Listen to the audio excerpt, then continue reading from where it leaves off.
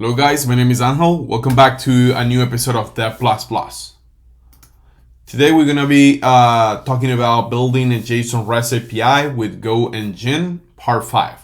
Today we're going to be talking about deployment in AWS Elastic Beanstalk. We're going to continue our previous project, the one that we have been building on Go, and I'm going to show you how to deploy to this awesome platform.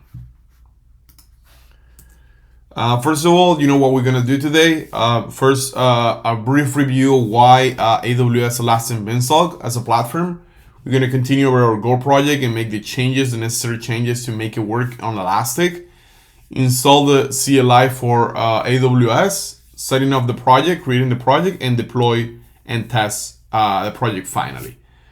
Some basic knowledge of Go, word architecture. Remember your Visual Studio Code is the editor that I use for Go. Some terminal basic knowledge in an HTTP client. As you guys know, I use Insomnia. Web browser will be good too for testing some of the URLs. So first of all, why AWS Elastic Beanstalk? First of all, it's a managed service. It's super simple and fast. It uses EC2 from AWS, under the hood to manage servers and environments. It's easy to automate deployments from the CLI or from Git. You can even connect it to the Git solution from AWS, which is called Code Commit. It has automatic scaling and load balancing, and also offers a really cool interface for monitoring and logs. Also, it's very powerful, very extensible. You basically can do anything that you want with a Linux box. In this case, Amazon Linux, like install packages, change routes and paths and stuff like that. It allows you to access all these advanced behaviors with keeping, the portability and the fact that it's a managed service. So let's go ahead and jump to the code, right? I have my Visual Studio Code here open, which is the old app that we have been building, the Hello Go app that we have been building with all the routes for the task management. Let's give it a try to the app to see if it still works, right? If we do go run, let me open Insomnia. Let me open my collection for Go Engine. Perfect. If I do a GET request, I get an error. Probably first I have to log in first, get a new token because probably the old one is expired. I'm gonna get my GET requests. Then I'm going to change my header, put my header, and run a get, and cool. It seems that it's still working, right? For the post request, I'm also going to do this. Add a new header, authorization, right? Add the token and create a new task. And then get the task. Should be getting an additional task. Perfect. So it seems that it's working as we left it the last time, right? So let's do a couple of modifications in order to make it work with Elastic Beanstalk, right? First of all, we're gonna rename this hello to application.go, right? Let's rename this just because how Elastic Beanstalk works, and one of the ways that it works, because it has that flexibility of having like multiple ways of deploying an application. As a default, unless we set otherwise, it will be looking for an application.go file in order to make the compilation to generate the binaries to run the application, right? So that's very important to name it application.go. The package, remember, that has to be main. That's a Go convention. And the function that stores everything, it has to be a main function, right? One other thing that we need, right, we're gonna have to organize our code a little bit better. I'm gonna create a new folder called JWT to store the JWT function that we created. So I'm gonna move this here. I'm gonna call that function better auth, right? To make it a little bit more, it's not gonna be like JWT, right? So now that I'm on auth, I need to change the name of the package to that, auth, right? I save this, and now from my application.go, in order to import that library, I have to go ahead and go with the name of the module that I gave in here, in the Go module, this, right? /auth. right? And now I have to find my functions in code, and I'm gonna say like out.encode, and the decode should be here, out.decode, right? So just refactor my application in order to use it with Go, right? I create a package, I clear my base folder, I just leave in the application here. Let's make sure that this is still working. I'm gonna run, it doesn't throw any errors. Get my task, perfect, right? Okay, so I think that we're ready to deploy this. So one more thing that we need to do, right? Install the AWS Elastic Beanstalk CLI. That's an AWS eBCLI. We got it. Now that we have the CLI, we go ahead and in the folder, what I did was in AWS, I create a new user, right? A user called that ++, by the way, right? I create a security credential key and secret key, and I place it on my computer, right? Once I do that, I can now interact using the CLI with Amazon and their EV, APIs. So how I did that was I create an environment file here. I put the access key, the secret, and the region. So then what I have to do on my CLI is just read those environment variables. Remember that this is very specific to the shell that I use. I use fish shell. So if you use something like bash or C shell, you will have to do it a little bit different, but it's basically the same principle. You read the environment variables, and now the EV works, right? The EV CLI.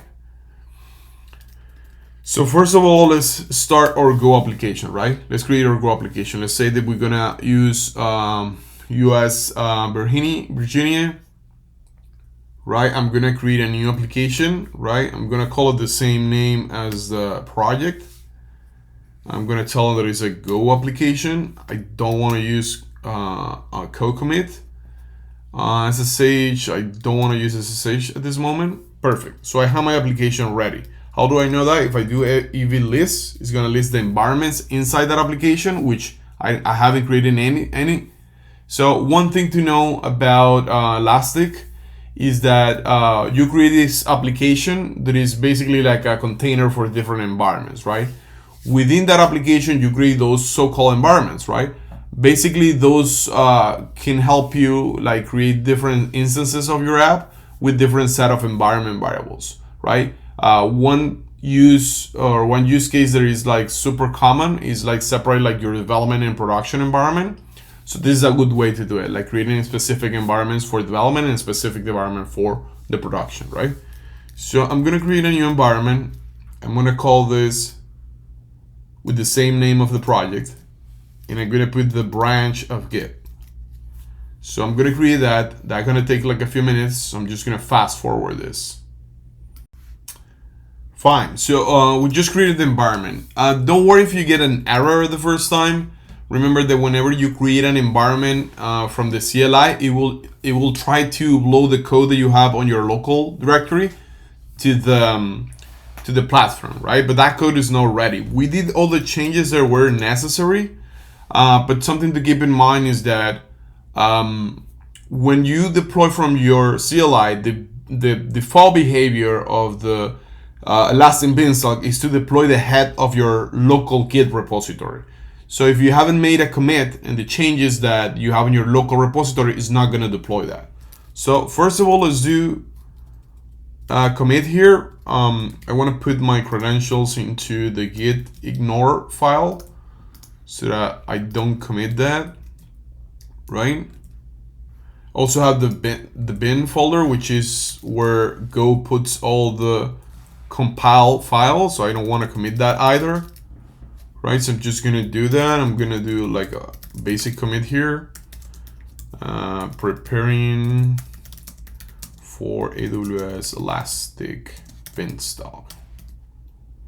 But we created our environment. The way that we know that is we do EV list, right? It shows the environments that we have there. If we create multiple environments, it's gonna show us all of them there, right? So the next step that we need to do, we have there. So before we have the code already committed. So before we do another deployment, we need to put our environment variables, right? So one thing to notice is that Elastic requires for you to indicate the port, or actually not Elastic, right? Elastic, the only thing that it does is when it runs the application.go, right?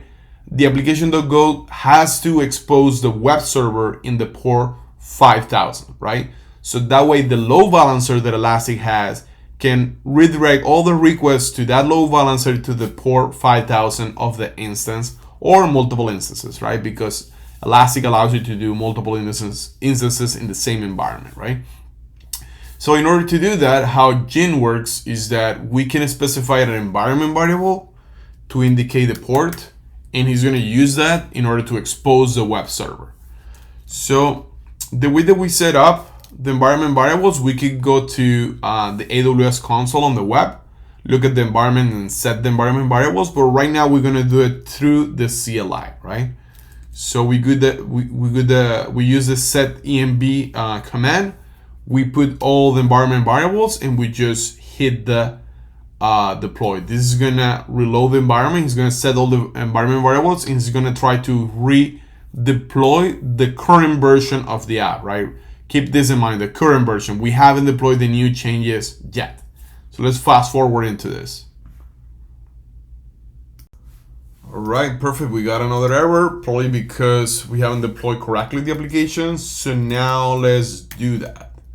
Deploy. Also, we're gonna fast forward this.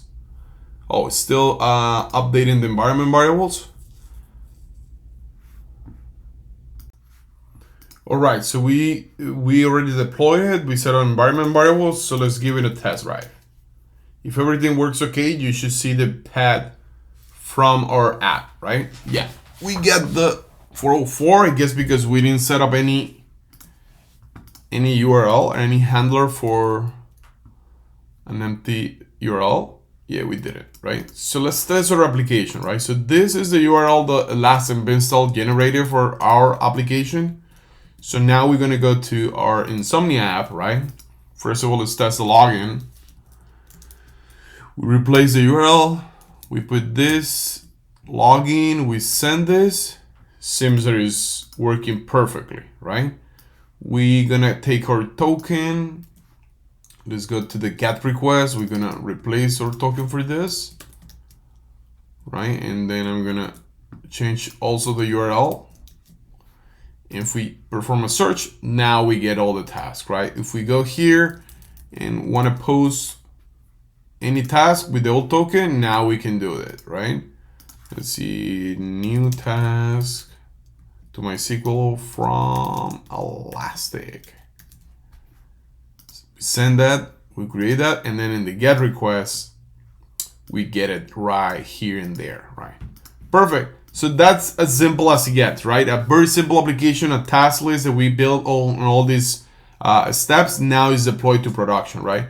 Following steps could be setting up like a certificate. That's also that Elastic Beanstalk can do, you know, adding more code, setting more, you know, configurations and stuff. And now you have a production ready API that you can use with any application, right? So perfect. I think that that's it, guys, for this episode. Remember to hit the like button if you enjoyed the video, or leave any comment for this video or for anything you want to see on the channel. Make sure to subscribe and share with your friends, or anyone that you think that this you know, piece of learning should be like interested. Thank you.